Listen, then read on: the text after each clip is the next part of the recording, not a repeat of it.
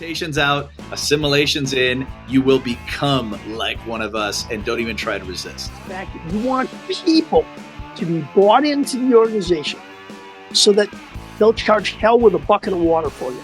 In fact, what you should be looking for, no matter how cynical you might be at any given point in your career journey, is a place that has good Kool-Aid, that you can go in and drink the Kool-Aid, and that they've worked on their culture. Hey there, I'm Jeff Cordes, and welcome to the C.R.A.P Leadership Podcast.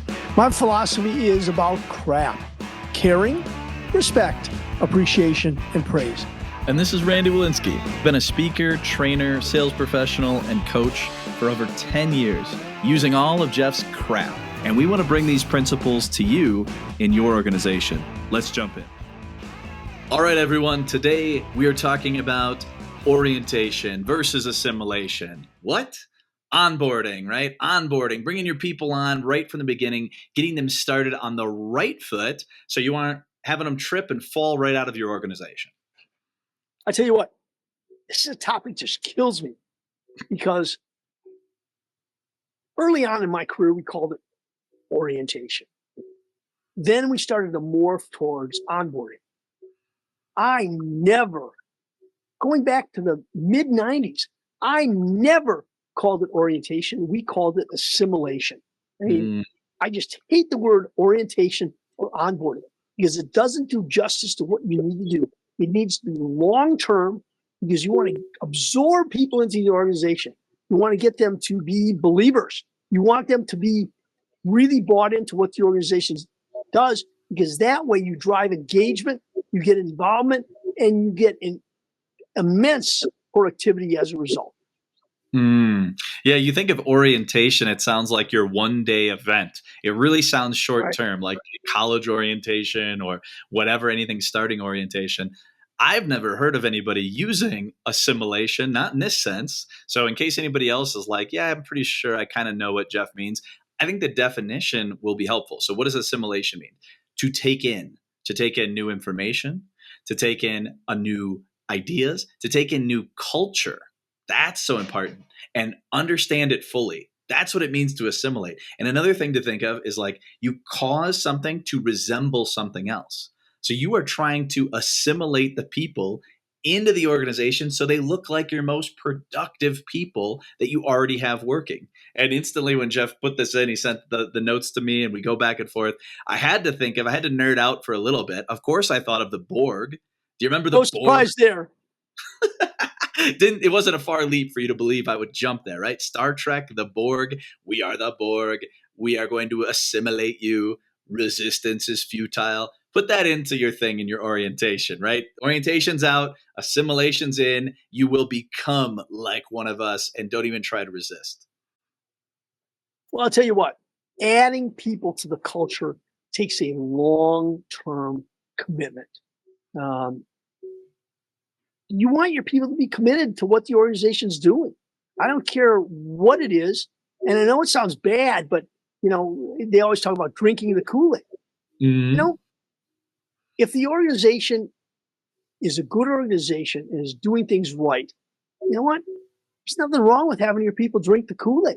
I mean, I always talk about the fact that you want people to be bought into the organization so that they'll charge hell with a bucket of water for you. And a lot of people say, well, that's too extreme. Well, you know what? If people are bought in, what I find is people are generally more happy in the organization. They feel more fulfilled. They want to be there. And that's important. That's hugely important. Again, when we look at statistics, the fact that only 30% of the people out there are engaged, maybe we need more assimilation and drinking of the Kool-Aid. Hey, go find a place that's got the good Kool-Aid. That's what you should be thinking about. And again, that term is used in the negative always. If somebody's saying that, it's like this place is a cult or this place expects all these things of you that are unrealistic. And the only people who rise to the top are the people that are bought in and don't think and shut off their minds. They use it in like, oh, only the drones would drink the Kool-Aid.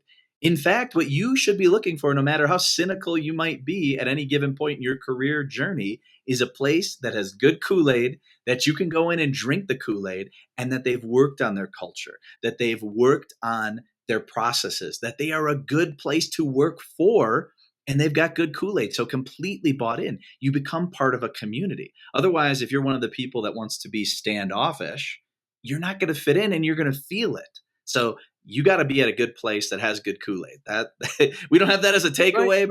but write that one down. Find the good Kool-Aid and join that organization. Assimilate yourself like the Borg.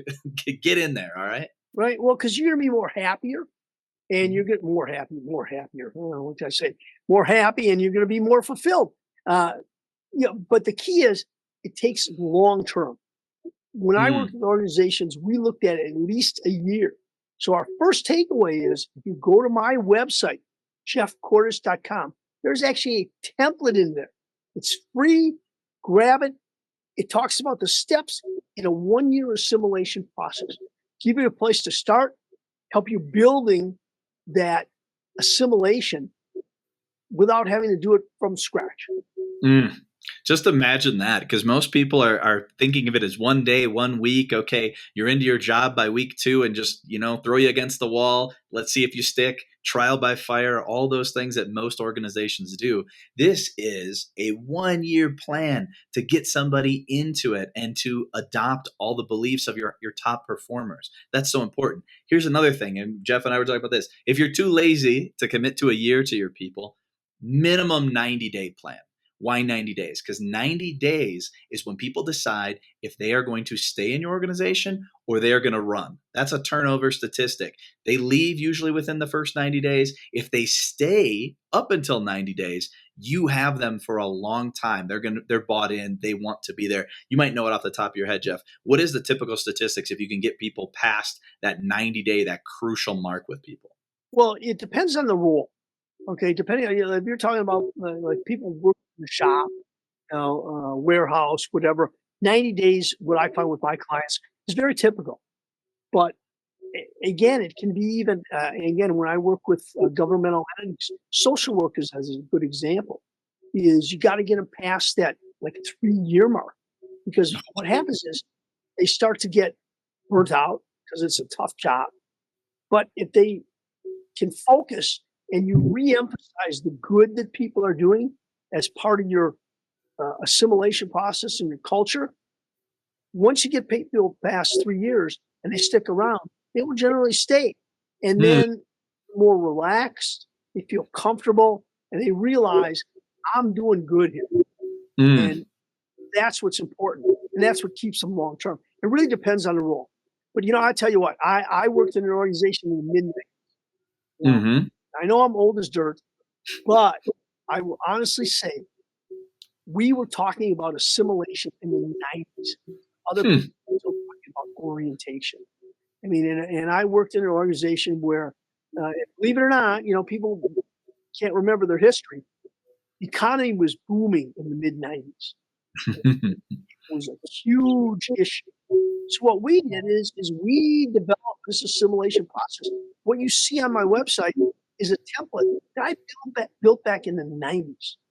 And we had certain points in there that we would watch for if someone was, if we call them a flight risk.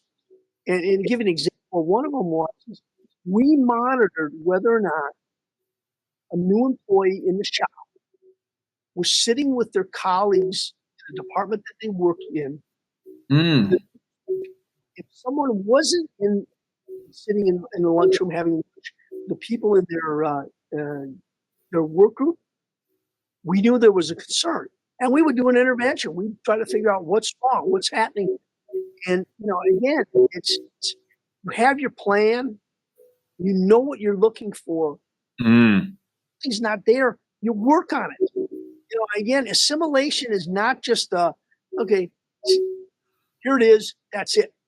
You got to be attuned, you got to be aware, and if you do that, I'm telling you, you keep people, and they will become a part of the organization and be happier and more fulfilled.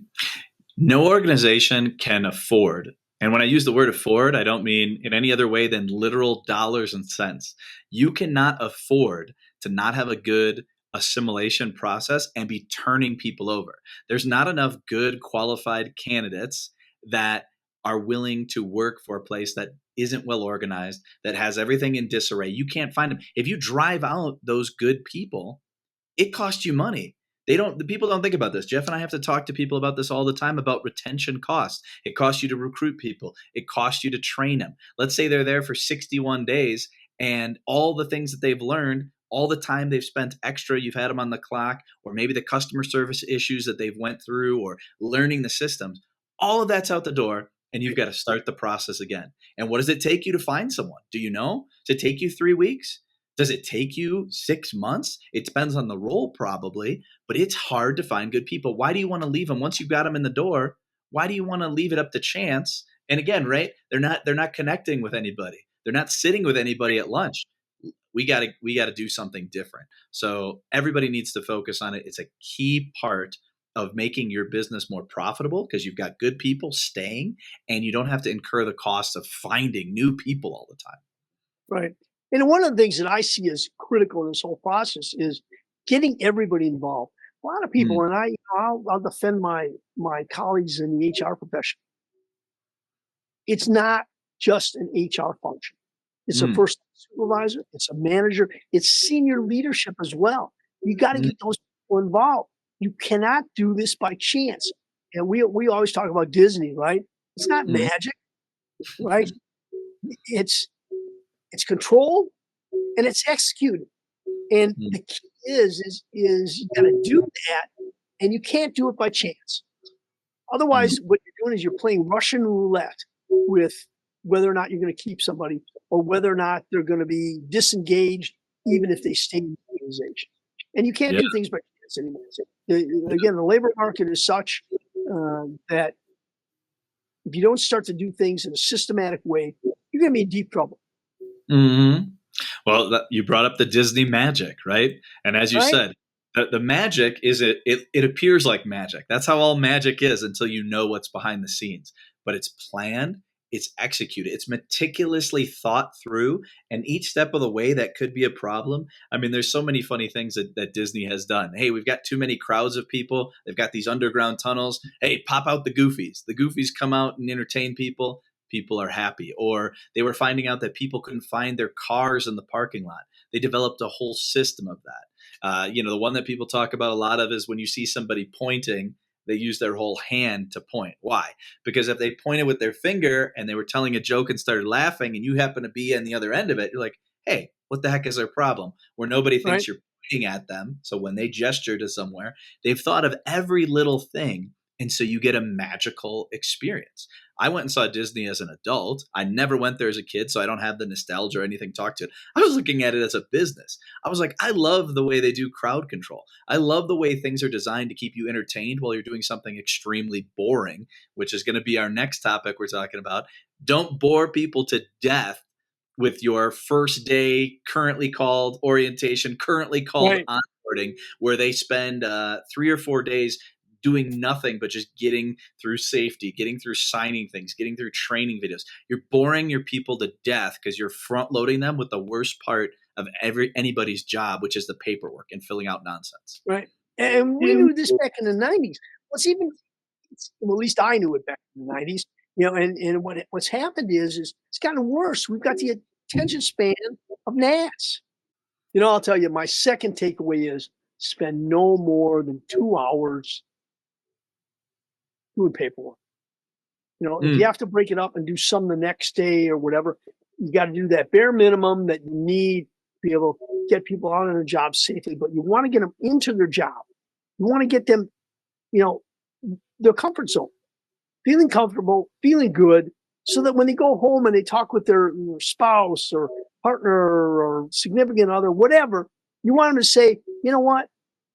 Hey, I really started getting into my job. You don't want them to say, oh man, I spent the whole day doing paperwork. That's not what you want. I mean, again, it's part of employee experience, right? I mean, besides, you have somebody sitting there for 2 hours or 4 hours or 6 hours, they're not going to absorb anything. They're not going to learn anything. It's just wasted time other than checking the box. So, again, Yes. my second takeaway is spend no more than 2 hours on the first day filling out the minimum amount of paperwork.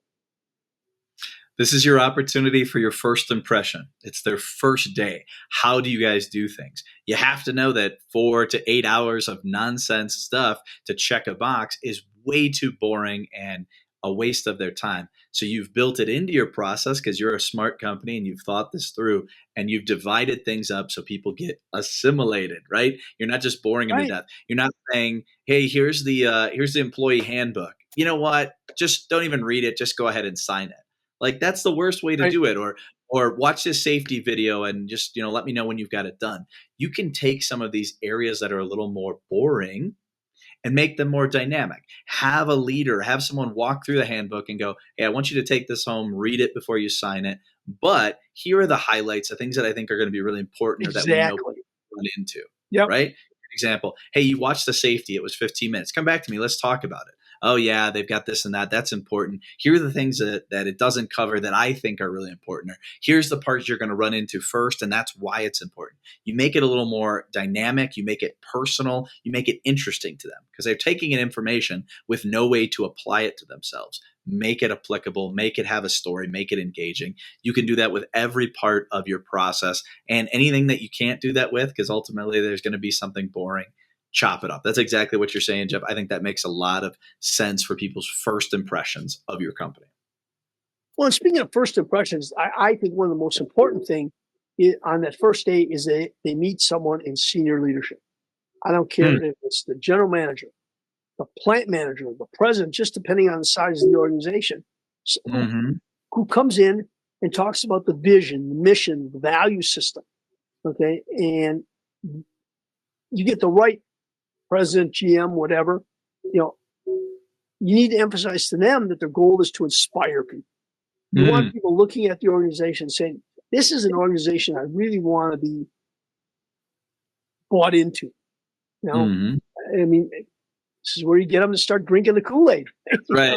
Get a little cup of it. Drinking the Kool-Aid. Well, again, if your organization isn't phony, right? And I talked about it in one of the earlier videos was you want people who see the mission of the organization and vision as important. And it was an organization I worked with. I was on the board of directors. And what we did is our whole thing was, because we were a defense contractor, we made high precision components. And our goal was to help America win wars. It wasn't just making widgets, because our parts were critical. And we emphasized that. So we got people leaving that first session saying, I didn't totally realize it even when I was interviewed. That's pretty cool. That's the sort of reaction you want to get. Well, we talked about vision. We had a whole thing on that. But what does the vision cast from the leader do? It does a couple key things. Frankly, it makes everybody feel really important. It makes you feel really important when somebody who's 3 or 4 levels removed comes up to you and says, I'm so glad you joined the organization. Everybody in the organization helps the organization run. I use the example. Everybody says, how important is a lung? Well, a lung is one part of the body, right? When you take away a lung, it affects the way the body runs, right? You take away even an appendix, okay? You take away a kidney. The body can function, but without that kidney, it's not functioning in an optimal way. Again, everybody, all the way down to the janitor, makes a difference. Because I'll tell you what, if you have to go to the bathroom in an unclean bathroom because the janitor isn't doing their job, it makes a difference as to how you think about the organization. And that might sound crazy, but that's reality. And hopefully it's not day one. Oh. What's that? Hopefully you never it's not thought of something like that, did you? No, I was going to say, hopefully it's not day one of your assimilation. You go into a disaster bathroom. That won't leave a good first impression. Well, I'll tell you a quick little story. Well, before I give you the third takeaway is when I worked in an organization, I used to wander through the shop just to meet people. And what I made it a point to do was I always went to the bathroom in the farthest area of the plant or in different areas of the plant. And then I went in the bathroom one day and it was filthy. Mm. And I came out and I said to the department manager, I said, have you been in the bathroom lately? He says, no, I always use the one up in the office. And it was one of those WTF moments. I said, come on. I said, clean the bathroom so you feel comfortable going there. That's the standard where we're at. You know, I mean, and crazy stuff like that. I mean, but again, the janitor matters. You know, the warehouse guy matters. The customer service matters. Everybody matters, and they have to know that. And I think that's hugely important. But the third, and I think the senior leadership can help in that. In the assimilation process, the senior leadership needs to be involved. That would be my third takeaway. Yeah, don't neglect that. Hey, even a nice email. Let's say you're in a massive organization, a nice email, and find a way to personalize it. So it's like, oh, I heard this and this about you. I heard you're this kind of fan. I heard you had this background. We're really excited. Those are the kind of people we need. Something that you can get and you can send something nice if you can't meet somebody in person. Or if you can meet them in person, great. You're shaking hands, you're locking eyes with them, and you're still personalizing that.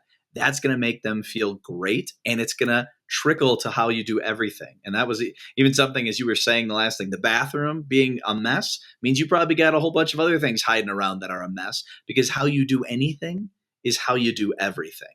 If you have high standards, you're not going to allow that to creep into it. And even something as simple as letting the bathroom get out of hand, it isn't going to happen. But no, This is great, Jeff. So we got to bring it in for a landing. And I think one of the most important things that we always want to hit on is, you know, we appreciate you guys so much. I love seeing all the different countries and all the different demographics. That's so fun for me to look at who's actually listening. Join in the conversation. Jump in. We'd love to hear from you. If there's a topic or a nuance or you disagree on something, maybe we need to be more clear in a future video. And so we'd love to address that. And wherever you're listening to the podcast, if it's on YouTube or Apple or anywhere, please share it with someone. If we can help someone or we've helped you, we want to be able to help other people just like this with any of their leadership things that they need. Well, now for the grand finale, our 3 takeaways. Go to my website, jeffcortis.com, and get the assimilation checklist. Don't make life hard for yourself. Start with this template. I always tell people, if you got questions, you know, reach out to me. Always happy to answer questions for you. The second takeaway is 2 hours maximum with paperwork on that first day. The third takeaway is get senior leaders involved. If you do those 3 things, you are going to move your assimilation process. Don't ever talk to me about orientation and onboarding. It's assimilation. You're going to move your assimilation process so much further if you do those 3 takeaways. Resistance is futile. Just let them know on their first day, we will assimilate you. Yeah. Hey, I'm Jeff Cortis. Remember, lead with C.R.A.P. Why? Because C.R.A.P works. We appreciate you. Thank you so much. Have a good one. Thank you very much. Bye-bye.